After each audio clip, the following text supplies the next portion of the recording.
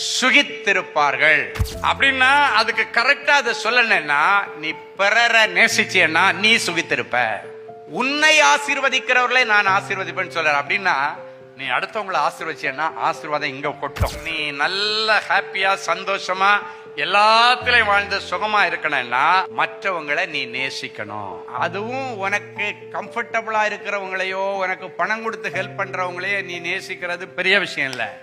உனக்கு எதிராளியா இருக்கிறவனை நீ நேசிக்கணும். உன்னை பற்றி இல்லாதது பொல்லாதது சொன்னவனை பத்தி தான் அவனை தான் நீ ரொம்ப நேசிக்கணும். அவனுக்கு தான் உன்னுடைய உதவி கரத்தை நீட்டணும். உதவி எங்கெல்லாம் தேவைப்படுகிறதோ அங்கெல்லாம் உன்னுடைய உதவி கரங்கள் நீட்டப்படணும். உன்னை நீ நேசிக்கிறது போல நீ அயலான நேசின்னு ஆண்டவர் சொல்றாரு. அதான் சொல்ல, உன்னை நேசிக்கிறவர்கள் சுகித்திருப்பார்கள். நீ மற்றவங்களை நேசிக்க நேசிக்க நேசிக்க நீ சுகித்திருப்பாய். உன்னுடைய தரித்திரம் மாறும், உன்னுடைய பஞ்சம் மாறும்.